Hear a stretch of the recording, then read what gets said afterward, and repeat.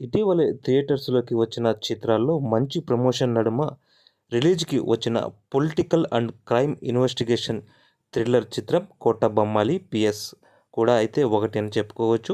నటుడు శ్రీకాంత్, శివాని శేఖర్ అలాగే రాహుల్ విజయ్‌లు ప్రధాన పాత్రల్లో నటించిన ఈ చిత్రం ఎలా ఉందో ఇప్పుడు ఈ వీడియోలో తెలుసుకుందాం. వీడియోలోకి వెళ్ళే ముందు మీరు కానీ మా ఛానల్ని మొదటిసారిగానే చూస్తుంటే దయచేసి తప్పనిసరిగా సబ్స్క్రైబ్ అయితే చేసుకోండి.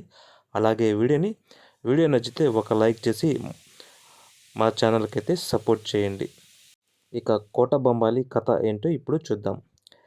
ఇక కథలోకి వస్తే శ్రీకాకుళం కోట బొమ్మాలి ప్రాంతంలో పనిచేసే ముగ్గురు పోలీసులు రామకృష్ణ, అలాగే తన జూనియర్స్ రవి మరియు కుమారీలు అప్పటికే ఆ ప్రాంతంలో జరుగుతున్న బై ఎలక్షన్ సమయంలో తాము చేయని ఓ తప్పుకి ప్రధాన నిందితులుగా చిత్రీకరించబడతారు. దీనితో వారిని పట్టుకోవడానికి హోమ్ మినిస్టర్ పరిసాల జయరాజ్ ఇన్వెస్టిగేషన్ ఆఫీసర్గా రజియా అలీని నియమిస్తారు. మరి ఆమె ఆ ముగ్గురిని పట్టుకుందా, వారు నిరపరాధులుగా ప్రూవ్ అవుతారా లేదా?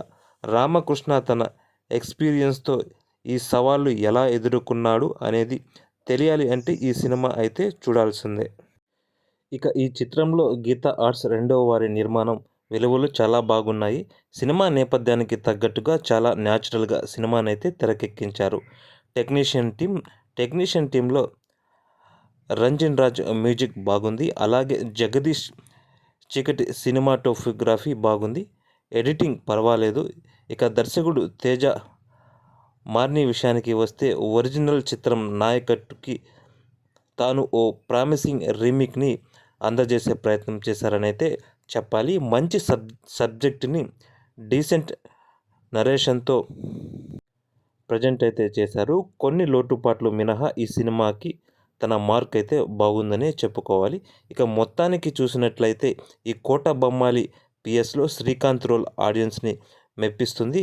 అయితే స్లోగా నడిచే ఫస్ట్ హాఫ్, కొంతమేర బోర్ సన్నివేశాలు పక్కన పెడితే ఇంప్రెస్ చేసే సెకండ్ హాఫ్, మంచి మైండ్ గేమ్ ట్విస్టులు సహా ఎమోషనల్ క్లైమాక్స్తో మంచి ఇన్వెస్టిగేషన్ థ్రిల్లర్ మూవీని ట్రై చేయవచ్చు.